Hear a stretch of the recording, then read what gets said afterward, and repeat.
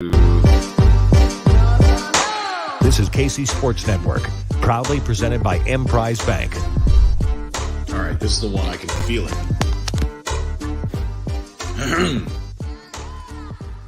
Podcast. The first and the best Chiefs podcast. Real ones know the show is called Amateur Hour. The Amateur Hour podcast is now airing on KC Sports Network. Ryan Scott Hall and his Dirkness are back again. We've got football, friendship, and fun. All these shows, we're still number one, season 12. Oh, wow, here it comes. Welcome, my friends, to Amateur Hour Podcast. Man, I can't hit that note right. Podcast! Is that right? Well. Don't worry, nobody's listening anyway. What is this, Amateur Hour? Yeah, I ain't no Superman businessman like you. You know, I'm just a amateur, I suppose. Amateur Hour Is what's happening. Amateur Hour Is what's happening.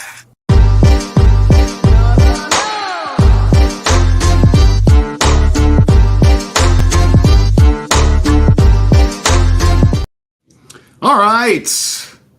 It's time for Amateur Hour, folks. I'm Ryan Scott Hall, and joining me today, I actually didn't come up with anything clever this time. It's his Dirkness.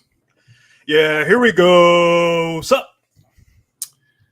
Dirk, we've got some breaking news. Uh-oh.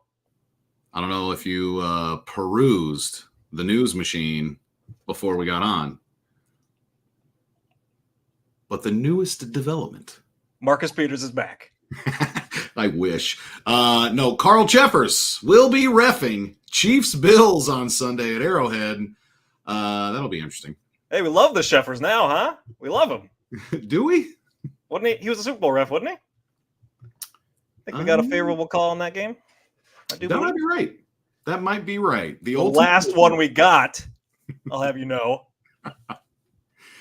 That's fair. So the Chiefs lost. What? They played on national television.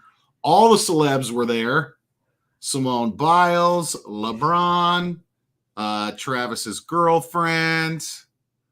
Got a lot of fancy folks in the house, and they were treated to a front row seat for the Kansas City Chiefs.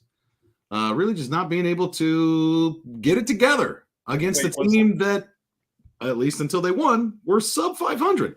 Now, I know the Packers are kind of on a roll, but disappointing loss.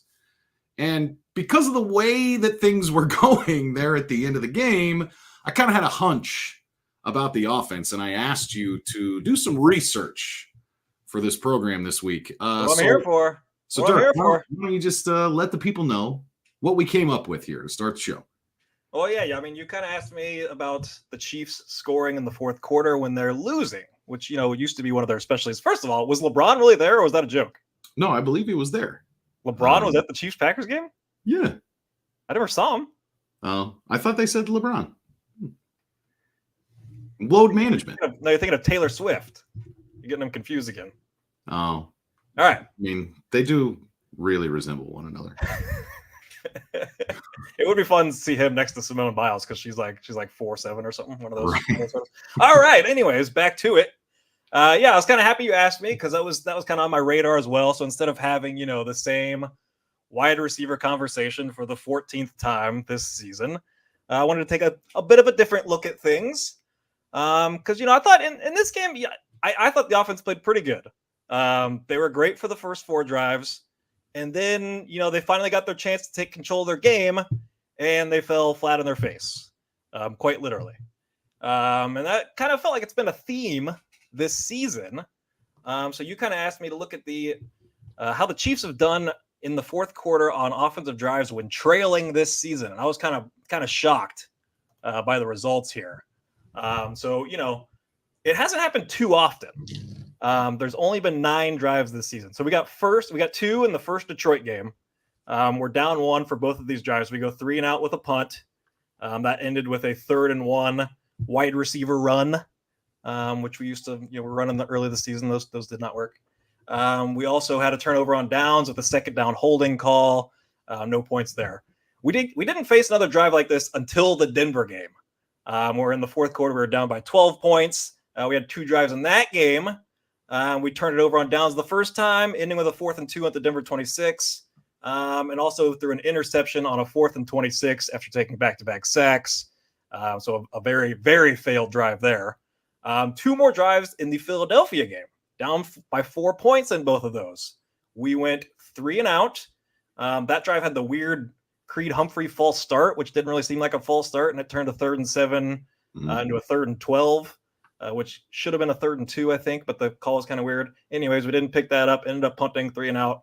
Another drive to end that game. We turned it over on downs. That was the infamous MVS drop, followed by grounding, and then another mostly kind of drop on 4th and very long 25 again. And 3 more drives in this game in the fourth quarter when trailing to the Green Bay Packers. We got that ball back, like I mentioned, down 2 points. We had scored on our first 4 drives of the game, 2 field goals and 2 touchdowns. All right, here's our chance. Put the foot down, and we go 3 and out. The third down is like the weird Richie James falls down, and it's like, is it a pass interference? He kind of bumps into the guy. I still don't know if that should have been called, but Chiefs definitely wanted it called. Did not get called. Later in the game, we were down 5. We threw an interception. The Sky Moore play, as some of you may have noticed that play happening during that game. So there may have been some conversation about that game. And then the final gate drive of the season, or of the game, and so far of the season, 109 left in the game, no timeouts, turnover on downs, NVS PI call, all of that.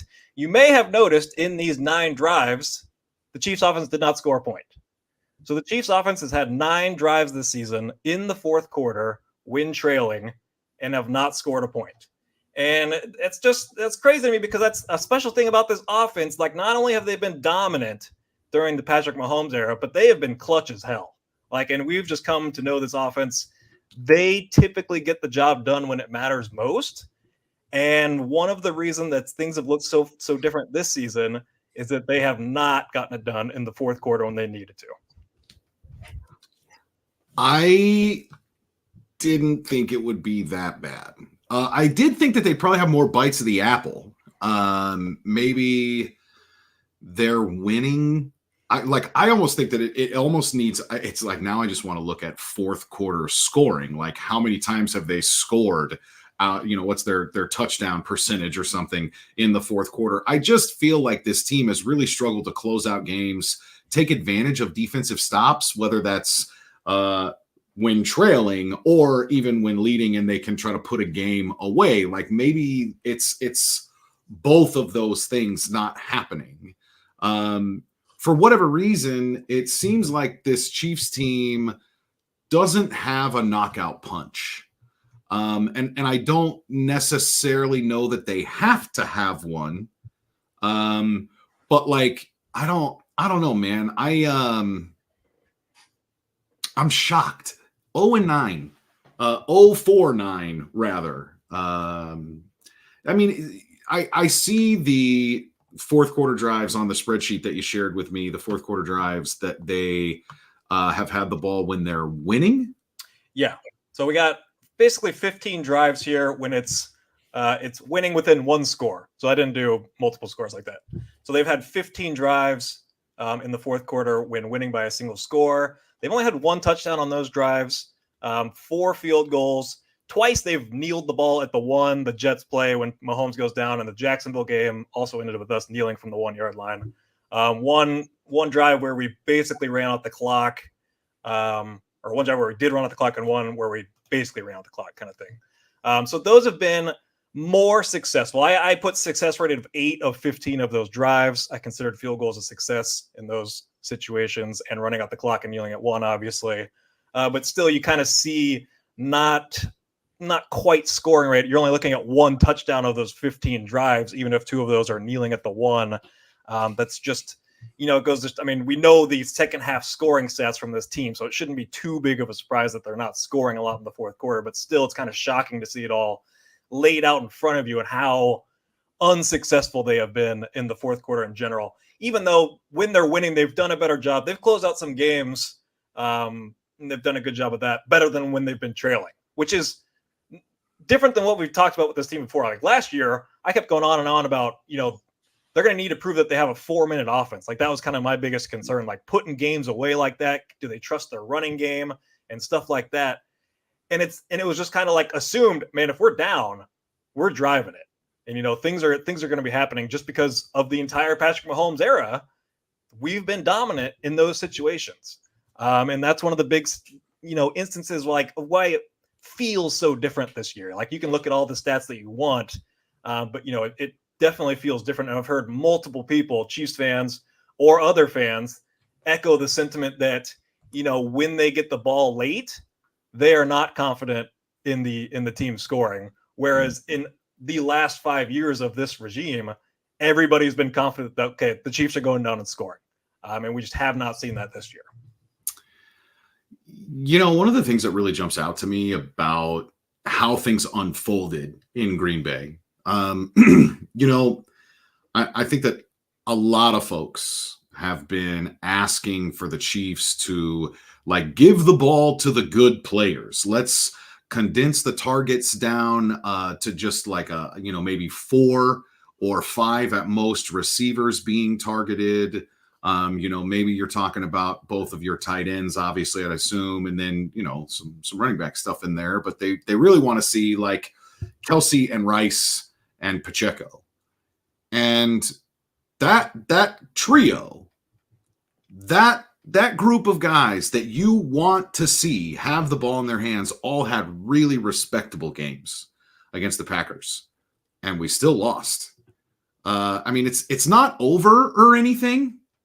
But I do think that what the Chiefs are realizing, at least with this particular collection of players, is that the gap has closed.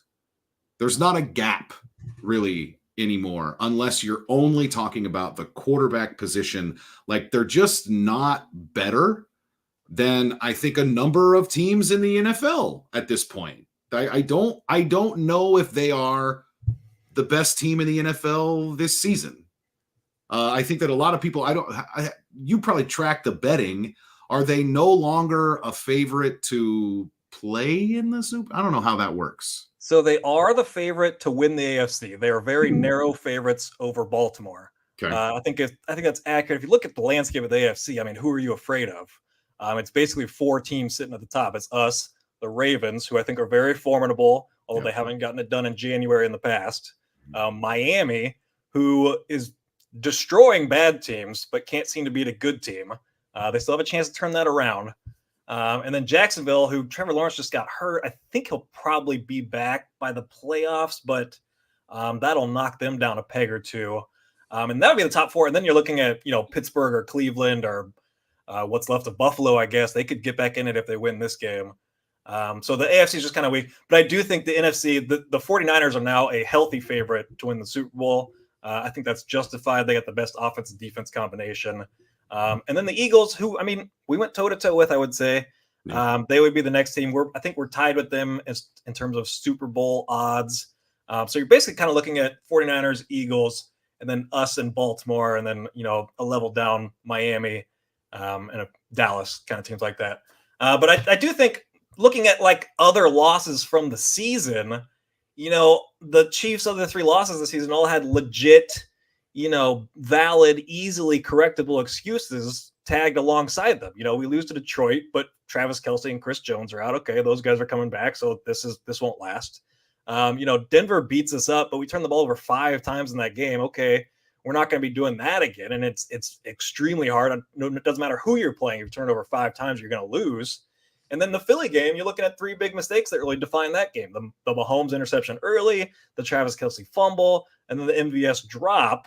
And so it's just okay, yeah, these things all went wrong and we lost, but I feel like the team is going to figure this out and correct them by the time that it really matters. We talk about this team as a January team. This game, there's nothing really like that. It's just, we just kind of got straight beat. I think Green Bay played really good. I was really impressed by Jordan Love, but they played a clean game, didn't make mistakes, and it was just kind of back and forth, and they just pulled it out and they won it. So it was kind of concerning that you're just each of those losses, I could just be well, this isn't going to happen again. So I'm still very confident, but there was nothing in this game like that where I could just say, this isn't going to happen again. It was just kind of like, well, I mean, the Packers just kind of went toe to toe with us, and we hope that they're better than they are. Because I think they are getting hot, and they have a really easy schedule down the stretch. I could easily see them going 11-6. So that would make it look better, but it was still concerning to not have that, excuse that we could at least tell ourselves wasn't going to happen in January. I think maybe I've got a silver lining, potentially. I don't know. Let's talk about it after this break. Thanks for listening to KC Sports Network. Make sure you download our new app. Find it on the App Store or Google Play. Just search KC Sports Network. Well, folks, the Boys and Girls Clubs of Greater Kansas City, our partners for this season, want you to register for their basketball league. It's a great introductory experience for any young person just developing their hoop skills. So all games played on Saturdays. They start in January. You still got some time to get signed up here. Might be a good thing to get your kids signed up for Christmas or something. Hey, congratulations. You get to play with the Boys and Girls Clubs. The postseason tournament for this league, it's going to be downtown at the CBE, the nationally recognized college basketball experience. Just register your child today. You'll find a link in the show notes. Your company can hit it out of the park with a sports league sponsorship with Boys and Girls Clubs of Greater Kansas City. Reach thousands of local families while giving kids the opportunity to get in the game. Contact giving at helpkckids.org for more information. Dirk, I teased a slight silver lining potentially, and specifically as it relates to some of these in-the-game situations. We start the show by talking about how the Chiefs are 0-9 on drives when trailing. They have not scored in the fourth quarter when trailing. It's kind of a scary statistic. Here's the deal. I think what we saw in this game against the Packers, and don't get me wrong, they're not like the best run defense in the world, but Andy suddenly finally decided, you know what, when it's third and short, I'm going to hand the ball off. And it worked, really, apart from the one red zone play that they got stuffed. I guess that was the 2-point conversion. Is that right? Which I think was kind of open, but Pacheco he bounced it outside and definitely shouldn't have. I don't know if he would have scored sticking inside, but he definitely shouldn't have bounced it out. And that was like, it looked, I don't know if it was designed for him to do that or not, but my instant reaction was like, I don't mind you going for two here. In fact, I was asking you to do it and just run straight ahead. Like, just shortest path to the end zone is what I'm looking for here. And maybe he wouldn't have gotten the push on the inside anyway. Regardless, I think that their commitment to running the ball in third and short speaks to at least like what we hope can be something that develops or continues to develop or becomes a trend for this team as they try to close out some of these games down the backstretch and ultimately as they get into the playoffs. Yeah, I mean, they are on a upward trend. I think it's 4 or 5 straight in a row now that they've converted on 3rd and 1, just running the ball. And just a running game in general, it's really improved since the bye week. You kind of look for that, bump from the bye week for an Andy Reid team. Haven't necessarily seen it from the past game. But, okay, so the 5 games before the bye week, the Chiefs were averaging 77 yards rushing per game. Pacheco running it at 3.7 yards a clip. The 3 games since the bye week, 128. So that's a 51 yard per game improvement since the bye week. Pacheco up to 4.9. So from 3.7 in the previous 5 to 4.9 after that. And that's not just against like chopped liver, because the Eagles have the best run defense in the league. So it's not just, some of the times stats like that, it's just like, well, they just played weak run defenses. The Eagles had the number 1 run defense in the league. I'm not sure about the other 2 that we just played, but if you're looking for a strong positive from that game from the offense, it would be that the running game looks much better than it has. Yeah, I'm pretty thrilled to hear that they've had such a big jump in that category. I didn't know that. Thanks for that research, Dirk. I am wondering, is that the stat that you told me that you had? Do you have another stat rolling around? No. I got all these stats. Yeah, well, I've been up for like 48 hours since the game. I have not slept. I've been crunching numbers since we lost, trying to figure this out. But just kind of, your mind went to like the fourth quarter drives. My mind went somewhere else. I was mostly kind of avoiding Twitter, but I did see a KCSN newsletter from Craig Stout, and he had the quote, "Third and long scenarios used to feel easy for Mahomes and company to get out of. In 2023, they feel almost impossible." And I was like, damn, that seems kind of harsh. We did pick up a 3rd and 11 in this game, and we did pick up a 3rd and 19. So I was like, man, are the numbers really backing this up on 3rd and long?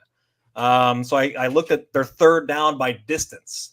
So I was trying to figure that out. So 3rd down success rate by distance, 10 plus yards.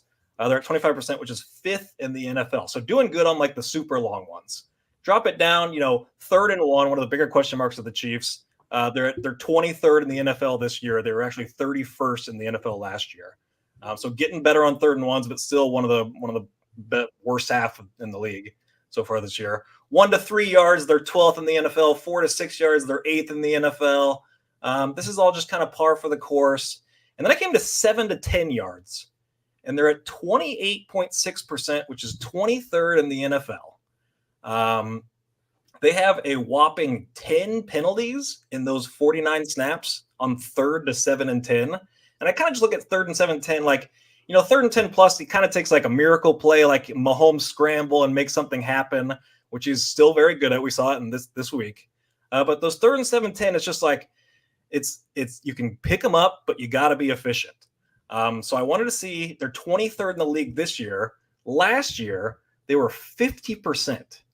So 28.6% this year on 3rd and 7 to 10 yards. 50% last year, which was 10% ahead of 2nd in the NFL. So last year, they are by far the best team at picking up 3rd down and 7 to 10 yards to go. And this year, they've dropped way down. And I was just like, man, that's kind of a mind-blowing stat. And it kind of, it does go to play, like that confidence thing, where you're looking at, same thing like end of game drives. It's like 3rd and, I guess is it manageable? Is that what it is? 7 to 10. Yeah, I don't know if it's called medium or manageable, something in there, but just like those 3rd and 10 plays, which we usually thrive at, like that's Mahomes' wheelhouse, like 3rd and 9. All right, Mahomes is going to make it happen. And he has throughout his entire career. So I think if you look at that every single year Mahomes era, I bet we're either 1st or 2nd in the NFL. And by far, 1st last year with mostly the same receiving core. So I looked at like the first downs, who converted last year. MVS had 5. Juju, the departed Juju, had 5. Kelce, 4. Sky Moore, 3. Watson, 2. Hardman, 2. Jerk, 1. And Mahomes ran for 5. So kind of spread it around. MVS having 5 kind of sticks out there. I looked at the playoffs even. We went 5 of 12, which is 42%. Still really good. MVS had 3 of those, and 2 of the others were penalties. So it was just MVS or penalties. I think all 3 of those might have even been in the Bengals game. So converting those 3rd and mediums, I guess we'll call them. This year, the first downs, Kelce has 4, Watson has 3, Rice has 2, Jerk and Tony have 1, and Mahomes has ran for 2. So MVS is down from 8 last year, if you combine the regular season playoffs, down to 0 this year. That's the first thing that jumps out. Other than that, Juju had 5, so he's kind of reliable in that range. But really I was just kind of blown away that they've fallen off that much. Again, mostly the same receiving core here. What has really changed from this team where they went from by far the best in the league now down to bottom 3rd of the league in terms of converting these plays? It's wild to me. I had so many things going through my head hearing that. Like, I'll start with this: the MVS going from 8 down to 0. When he came in as a free agent, one of the things that the Chiefs talked about quite a bit, they sounded supremely confident that they were going to be able to put him in situations that Green Bay didn't really ask him to do. And they're like, we can get more out of MVS than what you've seen in his career. We think that there's more he can do. And I don't know if he has seen, I think, I haven't compared last year, this year, but I think at MVS, the snaps are there. The targets are not. And the big thing that I wonder with him is, like, did they see that despite, converting 8 3rd and 7 to 10s, despite saving our asses in the playoffs against, that was the Bengals, right? Yeah. Maybe they said, well, we still don't necessarily see a long-term relationship with this player. And so that's why we're going to put different guys. Like I don't even know that he's running 3rd and manageable routes. He is still the guy that's trying to, push the safeties back so that somebody else is able to get open in that spot, is what I would think. So maybe he's not getting opportunities, perhaps. He caught the 3rd and 11 this week. He had that weird, it was like sliding on the ground. I swear he wasn't even looking at the ball, and it just kind of like hit him in the chest and kind of stuck there. It was kind of a baller ass catch. But the weird thing is just like that. I don't think MVS was always terrible, was kind of my takeaway. Like he was mildly effective last year. I don't think he was worth what you're paying necessarily, but he wasn't like just a total waste of space. Whereas this year, he's just become a total waste of space. So it kind of sucks. I mean, you kind of look at, you talk about teams winning a championship and falling off, maybe players falling off a little bit. And he is just, won the championship last year and he fell apart this year. He's just not the same player this year that he is last year. And I don't know what you do. I think you have to come off of him, but I just don't know if they have the bodies that they trust behind him. This is where I sometimes wonder, like, how much these national guys can like watch everybody, because think about the end of game situation. Particularly like those last 7 minutes or whatever of this game against the Packers, which was just absolutely insane. These drives had everything, and MVS is running all these deep routes, and he starts to get winded before, I don't know, there's like 15, 20 seconds left in the game. And he's on the sideline, and Collinsworth's like, they're about to run a Hail Mary, and I don't know if MVS is going to be out there. The Chiefs got to figure this out. They got to get it back on the field. And our friend, Matt LaFleur, no stranger to MVS, says, you know what, Chiefs, I would call timeout. Call timeout. Let you get MVS back out there. I hope you put him back out there. Give him a breather. That was a strange timeout by the Packers. Apart, people were saying like, oh, they got to look at what the Chiefs are, who they're putting out there, who they're lining up. But then MVS gets back on the field. Not that he really had any impact on the final sequence there, but I thought that was fun. And another, note here. I kind of mentioned it, but I want to talk about it more. 10 penalties in the 49 plays, the 49 snaps of those instances. 5 holding calls. 2 false starts, 1 offensive face mask on Jawan Taylor, and then 2 intentional groundings on top of 5 sacks. So you're looking at 10 penalties and 5 sacks, 15 negative plays there, I guess you could say. Last year, in almost twice the number of snaps in this distance, down in distance here, they only had 3 penalties and only 3 sacks. So you're just seeing like the mistakes that are kind of adding up on those specific downs, and that turns a 3rd and 7 into a 3rd and 17, and now you're really in trouble. And Mahomes gives you a chance on those, but it's still just kind of a prayer. But it's just too many mistakes. The offensive line, I feel like we haven't talked about it too much. There was some Jawan noise. During the game where it was just like, okay, man, this is getting kind of frustrating. Jawan Taylor is. I got it here. The 6th highest paid offensive tackle in the NFL. And just when you're paying a guy that much on a team with this much talent, I feel like you need to know that he's good. And honestly, at this point, I'm not totally sure if he's good. And that's frustrating for me. I think because the offense is struggling, people are starting to talk about where the money is. I saw Carrington said something to the effect of, the Chiefs did pay for weapons. They play left guard and right tackle. And, in many ways, he's not wrong. And it was in response to not just the Super Bowl. That Super Bowl loss is what sparked kind of this offensive line revolution, if you will, where they turned over both tackles. Those 2 guys that they brought in to replace Fisher and Schwartz no longer with the team. And now you've got a veteran that seems like he might be dealing with some stuff injury-wise on the left side. And I don't really know what to say about Donovan Smith, except for like he was a very average left tackle for like 6 or 7 years. And since he started dealing with injuries, it's been very bad. And so knowing that Wanya ended up playing as many snaps as he did, it makes me hesitant to put the veteran back on the field until he's right and ready. But you look at the other side with Jawaan Taylor, and they paid handsomely for an elite pass blocker. That is what he was billed as. Arguably the best pass blocking. I think his pass block win rate, whoever makes that stat, the pass blocking metrics that they use at PFF, all these different places. Like it was pretty much unanimous. Jawaan Taylor is incredible as a pass blocker.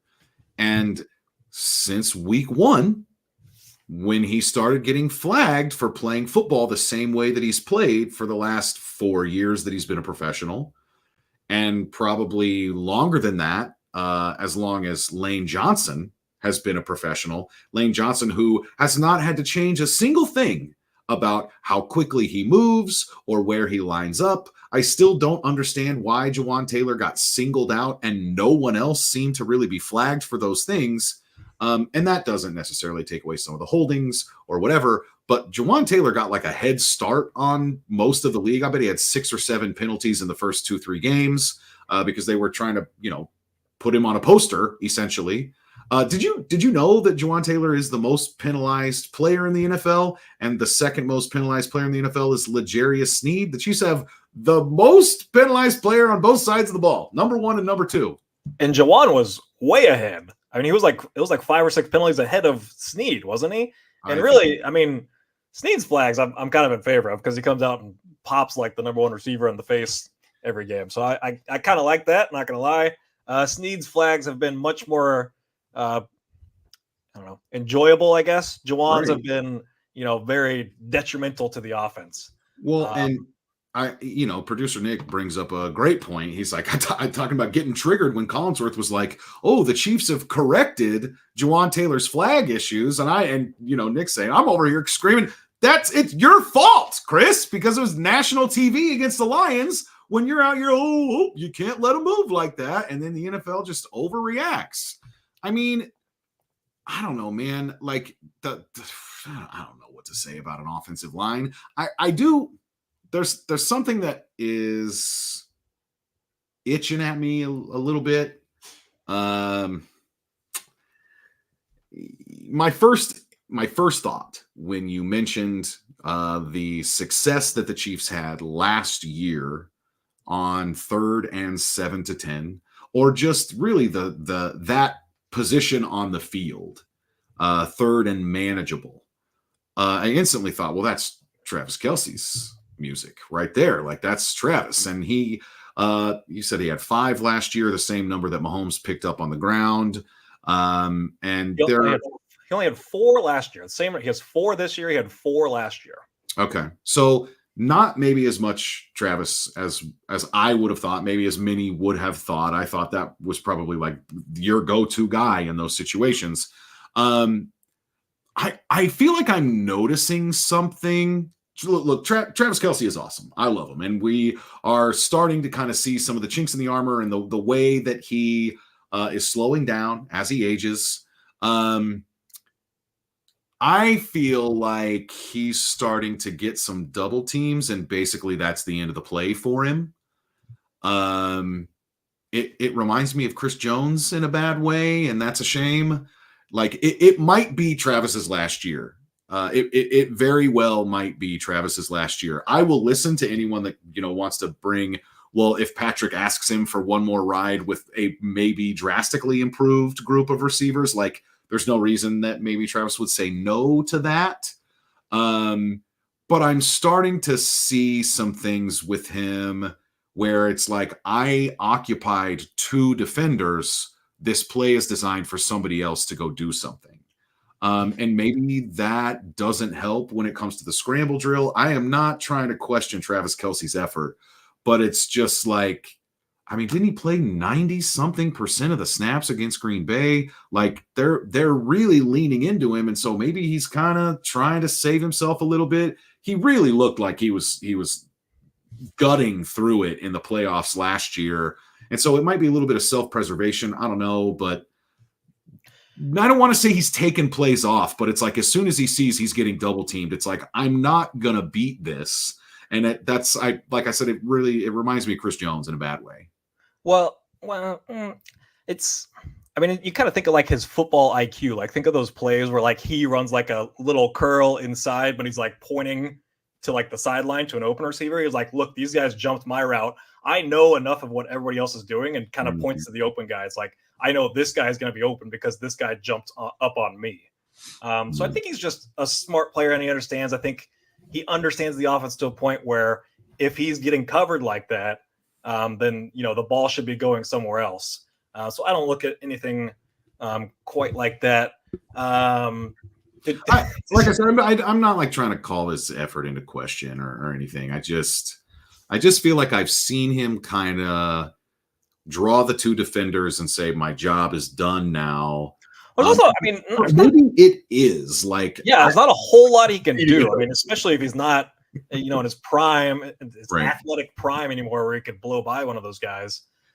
He might just be a done situation. I mean, it's going to be hard to get it to Travis Kelce at age 34 if he's double covered. Did you see the play? Did you see the play Ron Kopp posted where the Packers triple teamed the wrong guy?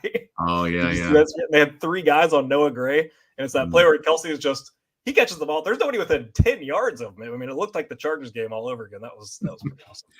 But I just want to wrap up those stats.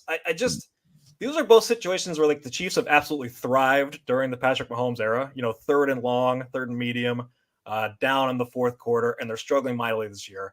And it's just those are situations. Situational football is kind of like what NFL playoffs are all about. Like you got to get the job done on money drives and money downs. And this doesn't mean that they can't when it comes January this season, but just so far that they haven't this year. Like it's not many promising signs that the offense is going to thrive in those situations this year, which is a bummer. Well, and if you want to try to take solace in anything, you've got Andy Reid and you've got Patrick Mahomes, and you still have Travis Kelce, and in a weak AFC, and then so I mean, if you can gut it out, get through the AFC, and then I'll take being a huge underdog and talking about us being an underdog for 2 weeks against anybody. I will take that situation this year for sure. Definitely. All right, Dirk. I think it's long enough into the season, and the Chiefs currently finding themselves the 4th seed in the AFC. Third? Yeah, because Jacksonville lost. Oh, Jacksonville lost. That's right. Okay. There we go. Well, the Chiefs are 3rd. Already moving up, baby. Yeah. I think that the people want to know after the Chiefs lost, and they're now 8-4, Dirk. Who you mad at? Ooh. Who you mad at? Who am I mad at? I mean, if you're not mad at anybody, it's fine. I've got some grievances to air, despite it not being the 23rd yet. But you go first. Okay. I'm shuffling through between a few. So I'm a little mad. I'm not too mad. Oh man, who are you mad at? Well, I feel like Johnny Utah and Angelo Pappas in Point Break. Are you mad? Yeah, I'm mad. Good and mad. Yeah, what are you gonna do about it? Feels good, right? Like you're still alive. Listen, man. I was mad on Sunday night. I'll tell you that. I was very mad at the no PI call. Furious. Look, the Chiefs have been in some dog fights this year offensively, man. Spags and the defense have been exceptional, but they clearly need some help. So how's this stat for you, Dirk? In Mahomes' first 5 seasons, the Chiefs scored less than 20 points 5 times total. And this game against the Packers on Sunday night, in which they had 19 points, was their 6th of the season. I mean, we know the atrocious deep passing numbers since Tyreek was traded. We see this unrivaled success in Miami. He is on pace to have 2,000 receiving yards, which would be the first time in NFL history that that's been done. And, you know, oh, by the way, these deep passing numbers are precisely where George Pickens does his best work, the guy the Chiefs probably should have drafted in the first place. And clearly the Chiefs are brutally bad at throwing the ball down the field this season, but I digress. All of this got me thinking, mostly because of the Tyreek aspect of this and the Chiefs' inability to connect down the field. I start thinking about how the Dolphins are built. And this speed, this timing, the accuracy in the passing game, a killer running game to set everything up. And I then started to think, well, how are the Chiefs built? Like, if we look at this offense, how is this offense built? And up the middle, I guess. I was talking to my buddy Steve about this, and, you know, he's like, I guess you could say that because, you know, you got Creed and Tooney and Trey, but Trey was a 6th-round pick that they were really just a lottery ticket. But Mahomes under center. Pacheco's a 7th-round pick. I don't know. I don't know what the build is on this offense. I guess with Travis Kelce, you can still kind of think like middle of the field, sort of, is how they're building this offense. How would you describe the plan, the design, the theme, the identity on offense in 2023? How would you do it? Well, I don't think it's come to fruition, but the idea is pretty clear that you have one of the best quarterbacks of all time, the best tight end of all time, and one of the best offensive minds of all time. And then everybody else should be filler, and that should be enough. And, you know, look no farther than last year. That was enough. This year, clearly not enough for whatever reason. But I think that's the idea, is that you should be carried by these three.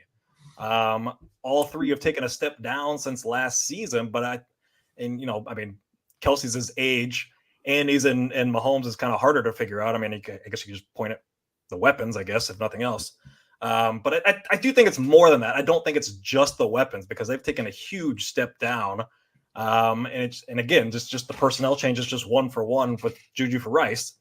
So I think that's the idea. But in terms of what their identity is at this point, like moving forward, I mean, I don't know. I think you still lean on those three. I don't know what else you're going to do. What are you going to become, a running team?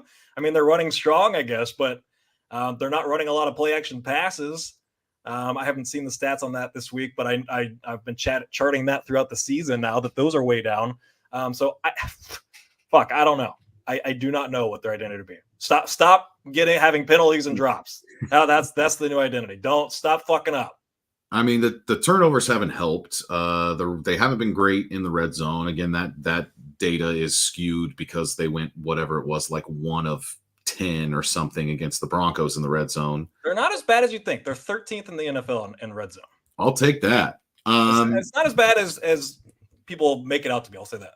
I don't know, man. I'll remind everybody, if you go back, like if you want to just box score scout, go back and look at how the Chiefs, like big three, so to speak, on offense performed against the Packers. Pacheco has 21 touches for 125 yards.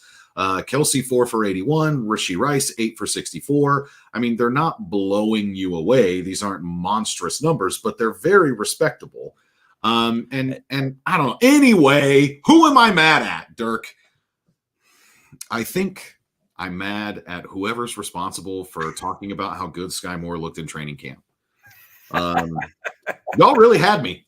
You had me. I was fully bought in. I drafted Sky Moore in the top 100 in my fantasy draft. I mean, it was in the 90s, but I was convinced. I bathed in Sky Moore Kool-Aid. I said, this guy is going to be getting the volume. Like we talked about his potential role in this offense. Like I thought this is the Juju spot, right? Like he's going to have more targets than anyone not named Kelce, which is now kind of what Rashee Rice is at. But the 65 or so targets that Rashee Rice has through these 12 games, I think I probably would have expected Sky Moore to have even more than that. And I just, clearly it hasn't happened. Just get mad at Sky. I'm not sure why, but I'm mad about it. And maybe I'm currently blaming social media narratives and my own lack of restraint for these frustrations. I think I am mad at the people that told me that, even including some Chiefs defenders, like, look how good Sky Moore has been at training camp. He's just been phenomenal. He and Pat love each other. They had such a great time in Texas. Blah, blah, blah, blah, blah, blah, blah, blah, blah. I bought all of it. I don't understand how are all the receivers at this camp with Mahomes, and yet none of them are on the same page now. Like, there's not a single receiver other than Travis Kelce that he's on the same page with right now. It blows my mind. Some of that stuff how off they all are. It's MVS running inside on the deep route, Sky Moore stopping on his route. I mean, even Rashee Rice. I mean, he's a rookie, so it's understandable. But you saw a couple throws early on where he kind of slows down on a slant, and that goes incomplete. He makes kind of almost like a one-handed catch because he's not exactly where Mahomes thinks he's going to be. Like, it's just with every single receiver. It's kind of insane. That was something that really pissed me off about that game too. I'm mad at the Packers for showing me a bunch of first and second year players that are going out and making plays with a quarterback that hasn't started for a full season yet. He's in start like number 13 against the best defense in the NFL, in my opinion. And it's like they had these guys making these plays in the clutch, and I don't want to discount Jordan Love. I think that he played a nice game. I also think that generally it was, can I throw it in your zip code and see what you do? Particularly when throwing to Christian Watson, but that 4th and 2 with the no call on the hands to the face, and it gets dropped in the middle of 4 defenders and none of them make a play on the ball, and it seemed like the ball was in the air forever. I don't know, man. I mean, this offense is so clunky. I don't know what the fix is gonna be, but it is easily the most frustrated that I have ever been with Patrick Mahomes and Andy Reid in this offense. And again, when I think about these Dolphins, I know that they have a very unique, a very special collection of talent, particularly when it comes to just the way that all these pieces fit together, and a guy that's kind of like the new flavor as far as play calling and stuff is concerned with McDaniel. But man, the Chiefs used to, and there's plenty of tape on Mahomes, so defenses have adjusted. He has changed the way the defenses have played. The whole wave of the cover 2 happened because of Patrick Mahomes. But I don't know if Andy has countered some of these things like as well as we think. I don't know if he's innovating at the level that he was 2, 3, 4 years ago. I mean, certainly they won the Super Bowl last year and they were the best offense in the NFL. And we're over here scratching our heads how just not having Juju and putting in Rashee Rice has made all the difference in the world. I don't know. I'm mad at so much offensively. I'm mad. I'm just mad at all of it. You guys mad at you. No, I mean, I hear you. I got a small beef. I mean, you're talking a lot about the Dolphins. Let's not forget Steve Spagnuolo absolutely destroyed them. He kicked Mike McDaniel's ass. Let's not forget. I'm not trying to but they're clearly the best offense in the league. Like it's abundantly clear. Look at the scoring, look at the yards. I mean, like they have every single stat that the Chiefs had last year that we want to say, oh, this makes them good. Like, I mean, I don't know, dude. They're missing one stat, doing it against the top defenses. That's one thing Mahomes and Andy have always thrived at, doing it against good defenses, which we haven't yet seen from Miami. Yeah. I got a small grievance. I don't know who to blame. I guess I'd blame Spagnuolo. Why was Joshua Williams playing over Jalen Watson? Joshua Williams couldn't stand up. Like, I don't know if you were watching him. It looked like he was playing on ice, and then they were like, oh, he refuses to change his cleats. And that's the game that we picked to give him some random snaps over Jalen Watson. And he immediately gets burned 3 times, including for a touchdown, which wasn't terrible coverage. But, maybe if he could stand up, maybe if we're playing him in a game where he, can stand up and use 2 legs, he could break that up. I have no idea why he was playing unless they had 4 corners out there in the game, which is possible, but I didn't see it like that. Or maybe someone else was hurt. So there's possibly an explanation here, but that was maddening to me because he shouldn't be playing over what I believe is a better proven player in Jalen Watson. Yeah. he was definitely on skates. I mean, I heard the Packers had installed a like heating system, so it's not actually the frozen tundra anymore. Dubious. We'll see. McDuffie was sliding around too, to be fair. And I know that Spagnuolo, there was some thing attributed to Spagnuolo. I think it was Collinsworth that said that Spags really doesn't like playing on that field because if you haven't played there a lot, if it's not like in your division and you play there every year, or you're not a player for the Packers, it's a hard field to prepare for one reason or another. I would say you might want to buckle up for some more Joshua Williams this week. And I don't like the potential of Joshua Williams running around with Gabe Davis out there. I just might have some Gabe Davis flashbacks. Dirk, are we ever actually going to get to see Nick Bolton and Drew Tranquill play together? Like, is this going to happen? Awful luck to get your bell rung that way, like right in the ear, man. I think even the injury guy who came in to help him slides in, can't keep his feet, and kind of like drops like a people's elbow on top of Tranquill, who's clearly concussed and possibly knocked out. I was like, no, don't give him an elbow drop. That's not going to help. I think Tranquill might miss multiple weeks, man. That was violent, and he was on the ground for a while. And concussions like that, you never know. You never know. I think that Bolton will probably be your linebacker back in the middle. I think that we will probably have Bolton back in the mix against the Bills this week. You're reporting that? Huh? You're reporting that? I mean, sure. Hey, is that the call you had a few minutes ago? Is that the call you got? No, that was my wife. Bolton not paying attention to the time at all. Just she knows what I'm doing, but she forgot probably. One guy.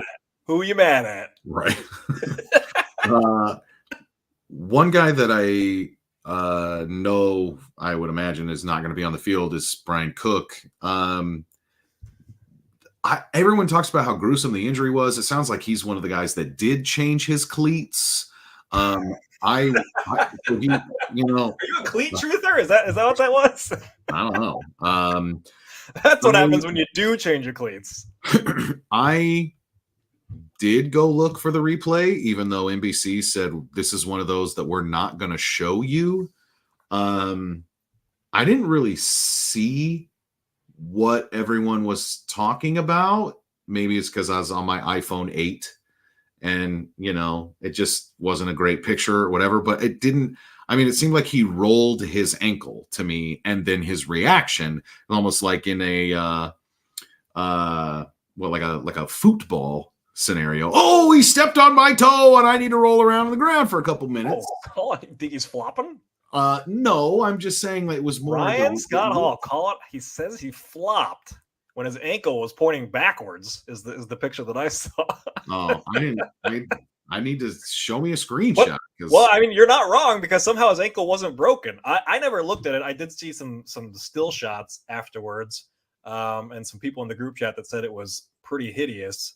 So if he could come back, that would be huge because I think Brian Cook is a sneaky, huge loss because I don't know who else can play deep safety really.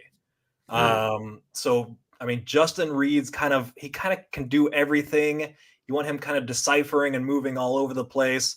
Mike Edwards is kind of more of a in the box or doing his own thing, but I don't think either of them are fast enough to play like single high deep safety. Like notice how you see almost every Chiefs defensive back blitz the quarterback except Brian Cook because he's always in the back of the defense. Yeah. And so I don't know if they have a replacement player for that on the roster, which is very concerning. And that starts taking away from the versatility of the Spags blitz schemes, which I think is the strength of this defense. And so I'm fearful this could be a trickle down effect that really starts to affect this defense in a poor way. Like I'm concerned just because he just doesn't have a 1-for-1 replacement on the team. So I don't know what they do. I mean, you pretty much took all the stuff that I had in my notes as far as what's happening now in that safety room, going from Brian Cook always the deep safety. 2, your next safety up is Chamari Connor, who is literally never the deep safety. In fact, what was it? The first 6 or 8 games, it was like if 27's on the field, he's blitzing. Like he's not even like a coverage player really at all. This is going to be a huge challenge. And Spags has been phenomenal this year, so I'm sure it's something that he'll be able to navigate. But the fact that you are losing your deep safety and losing, for all intents and purposes, your best coverage linebacker, and maybe both for an extended period, they have to play differently for however long Brian Cook is not on the field. And they're going to have to play a little bit differently too for however long Tranquil's not on the field. I'm almost thinking that they go cover 2 because neither Reed nor Edwards should play single high, as you mentioned. Like if we can avoid it, they should not do single high for as long as Brian Cook is not on the field. And so to me, it's like, okay, well, I guess we got to go 2 deep safeties. And I say, if you want to move into a cover 3 or whatever, that's totally fine. But like, I think you have to do 2 deep safeties with Reed and Edwards back there. And, like you mentioned, that's the thing that really sucks is the lack of creativity now, because you don't have all these guys that can come into the box and disguise the look, especially for some of these young quarterbacks, man. Think about the guys that we have left on the schedule. Like Josh Allen is the freaking Terminator. But apart from him, the Jake Brownings and the Aiden O'Connells of the world that are coming up on this schedule, the Mac Jones and or Bailey Zappies of the world. These guys, if you are just giving them like a consistent zone look most of the time, and obviously they can mix in some man, whatever, but like if they just go to cover 2, it's probably going to make it a lot easier for these quarterbacks. You can't do the blitzes. You can't, as Craig would say, like change the picture in the pre-snap as much as you would want to, because you got to play differently. I mean, Brian Cook in some ways has been arguably the most surprising player on this defense this year, because they paid Justin Reed all that money to basically be like a different version of Daniel Sorensen. I mean, he is playing like man coverage on tight ends for us most of the time. And he's been a good tackler. I think he's understands the defense, and he's been a good leader. They put him in front of the microphone nonstop. So they really trust him. But Brian Cook in year 2, after I don't know how many snaps he even played as a rookie, made like a couple plays late in the year, but also kind of gave some up at the end of the year. Suddenly they're talking about him being like the captain of the defense on the back end. This guy's playing single high. He's helping people get in the right alignment. And I'm like, wait, are we talking about the same Brian Cook? I mean, he's made himself almost indispensable because of the other players that they have at safety. And I think you're right, man. Like there's reason to worry a little bit.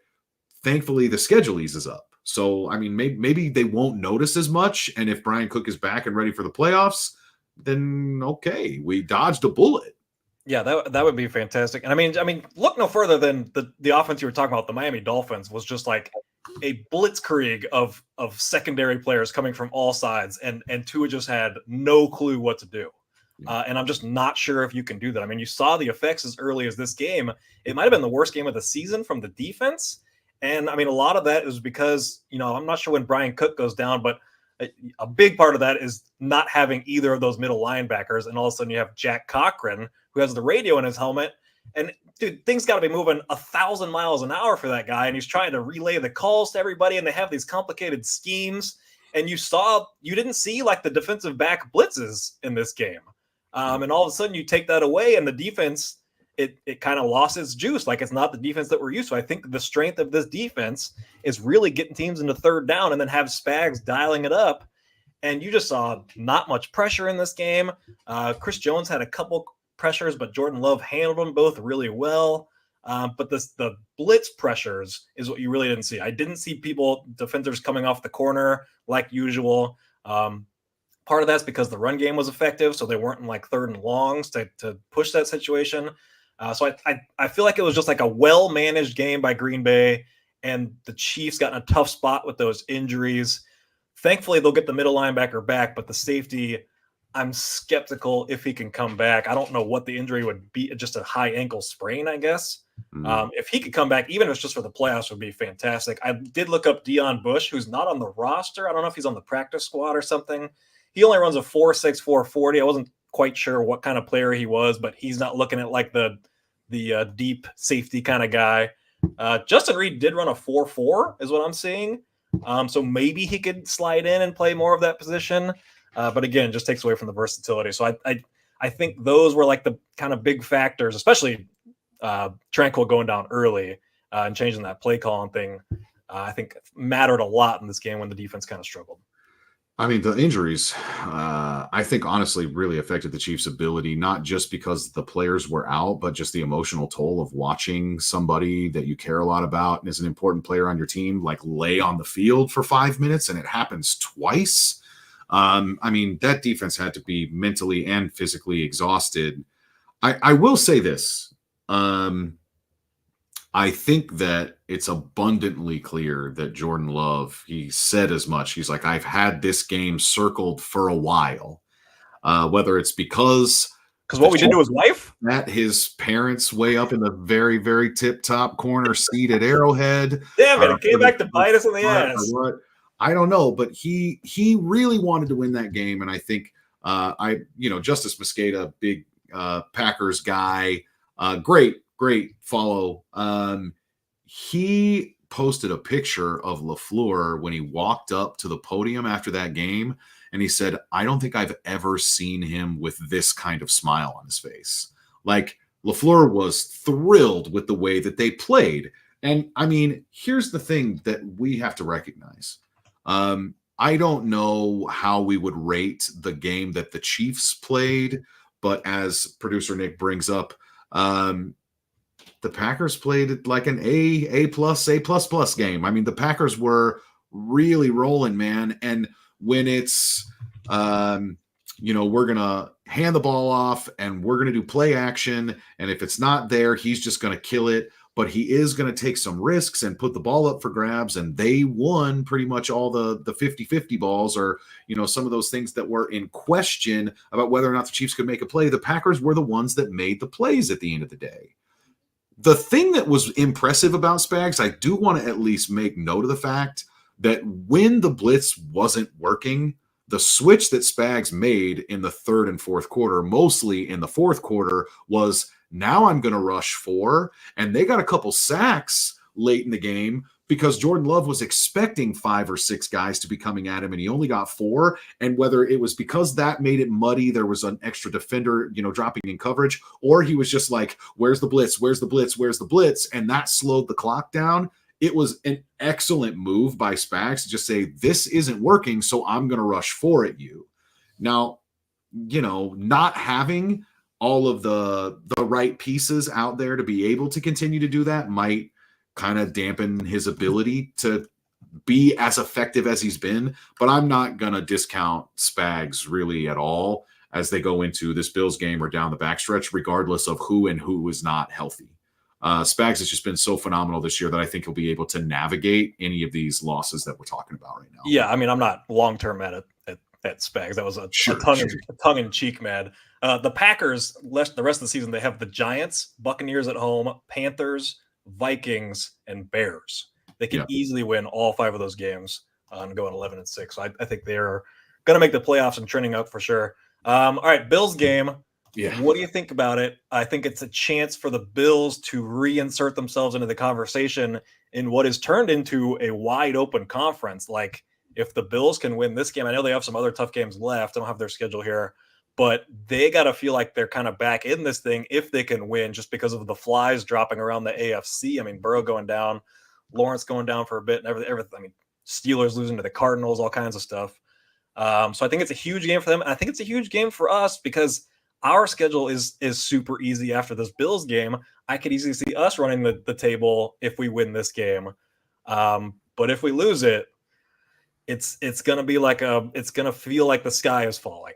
And the Bills have kind of had our number. I mean, I guess the last time They beat us at Arrowhead. The time before that would have been the 13-second game. And then the time before that, they beat us at Arrowhead again. Do I have that right? They beat us last year in Arrowhead. They beat us in the regular season 2-3 times in a row. Apart from I believe it was the 2020 game in Clyde's rookie season when we ran the ball 46 times in bad weather. And so their defense has fallen off. It fell off. I think it might be kind of getting better. Well, let me look at it. They don't have Matt Milano is out for the year, and I believe Trey White is out for the year, and those are your two best defensive players. And they're not going to have Von Miller because of his off-field issues. And their young pass rushers are not really doing anything apart from some Ed Oliver. I don't know where the Bills defense ranks. I'm sure that they're quote unquote well coached, but they also, for whatever reason, whether it was Leslie Frazier's decision or Sean McDermott's decision, don't have their coordinator. And so, I mean, there's been a lot of turnover on that Bills defense. Everyone talks about the plus minus, their win differential, like they have the best point differential in the league. And I think it's by far because somehow they're 6-6, but in those 6 wins, they just absolutely annihilate teams and then they're losing close games. But here's the thing for the Chiefs, and I would say also for the Bills, if you look at the playoff picture right now in the AFC, I don't know how many people have like slowed down enough to think about this. The Jags are the 4 seed and Trevor Lawrence is hurt. The Steelers are the 5 seed and Kenny Pickett is hurt. The Colts are the 6 seed and it's Gardner Minshew. The Browns are the 7 seed and it's some combination of a bunch of different backups. And I mean, then you get into the teams that are in the hunt, and the Chargers are 5-7. I don't know that they can make their way in. They're down at 12th. The Bengals are at 11th with Jake Browning. The Bills are at 10th. The Broncos are at 9th, sitting there at 6-6 at 500, along with the Bills and Bengals. And they do have Russell Wilson, and they have beaten the Chiefs. I think the Broncos are actually a scary potential playoff opponent for the Chiefs. And then the Texans have a rookie head coach and a rookie quarterback. Like, it is prime. I don't know what the Bills still have on their schedule, but like, if they get in, there's so much quarterback turmoil in the AFC right now that, like, I mean, you even saw Colin Cowherd today. Like, I've seen this picture before. I don't care if the Chiefs have, the 1 seed or not. They're the best team in the AFC and they're going to the Super Bowl. And I mean, the Chiefs are very fortunate that the playoff picture looks the way that it does and that some of these injuries have fallen the way that they have. This Bills game, though, man, oh gosh, the Bills still have the Cowboys and Dolphins and Chargers. Whoo, that is a tough stretch. I think the Bills are going to win on Sunday. I think the Bills are going to come into Arrowhead and beat the Chiefs. And the biggest reason that I say this, they need the game more. That doesn't necessarily mean that they're going to win it. The Chiefs have 4 losses and only one of them is an AFC opponent, which is playing heavily in their favor. But dude, I just felt like even though the offense was efficient, they scored on their first 4 drives. If you don't count we're basically just going to kneel it at the end of the first half. I mean, that I feel like they got beat up physically, especially on the defensive side of the ball. And the Bills are coming off a bye. They're absolutely desperate. They're a chaos team for sure. I don't know which Bills team is going to show up, man, but I think the Bills are going to win this game, and the Chiefs are going to be sitting there at 8-5, and people are going to still be able to talk themselves into we'll be okay because of the schedule. But I think the Chiefs are going to drop this one on Sunday. It's interesting. So they have scored 32 and 34 points since firing their offensive coordinator. So the offense has improved since then. They did go 37 to the Eagles, although I remember Hurts not doing much for a lot of that game. So they came on late, I guess. It's a big game for the Chiefs too. They usually respond after losses. I think they still have that 1 seed in their sights. I think they're kind of telling themselves if they win this game, I think we can still get this 1 seed. The 1 seed is still ours. Everyone will still have to come to Arrowhead despite everything that's happened. So I think they're still treating this like a big, and it is a big game. It's not how we expected it. You know, you kind of expected the Chiefs to be 10-2 and the Bills to be 9-3. Instead, you get a 6-6 Bills team and an 8-4 Chiefs team, which kind of makes it bigger because now the stakes are even higher instead of just, you know, here's some bragging rights, you know, going into the playoffs kind of thing. So it's an interesting game and a sneaky huge game. I know Nick called it the biggest regular season game of the Patrick Mahomes era, which I thought was interesting, just because of what's at stake. Like, we've gotten the 1 seed every year except I guess the one year we were the 2 seed, but you know, hasn't played a road playoff game yet. And if we lose this game, it's looking extremely likely that we would play a road playoff game. So big game. I will take the Chiefies just to be on the other end of it. But I could definitely see it. Oh man, I'm afraid of the reaction if we lose, because that'll be. I mean, I guess people will just say the season's over kind of thing. But man, that would be interesting if we were to drop that one.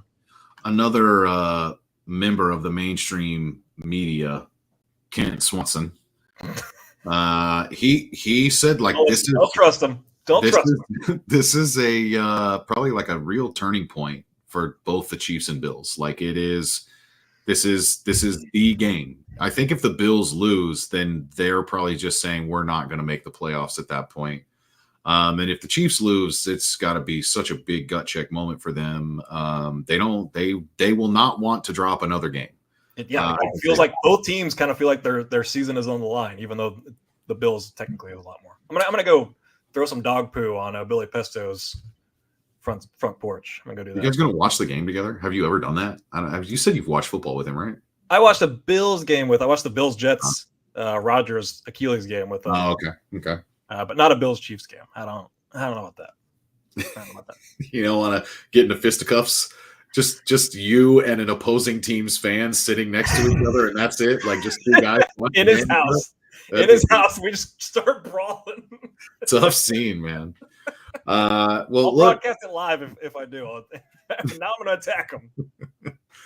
Listen, folks, the Chiefs are in December, man. We are absolutely in crunch time. As I'm sure many of you can imagine. Look, the nights are getting shorter and the pods are getting longer. All right. Chiefs Bills 3:25 or whatever it is, Arrowhead time. Probably Jim Nance and Tony Romo. All right, Jim, let's go. Jim. All right, folks, this has been Amateur Hour. I'm Brian Scott Hall. He says Dirkness, and Justin Herbert remains Phillip Rivers. And fuck pass interference.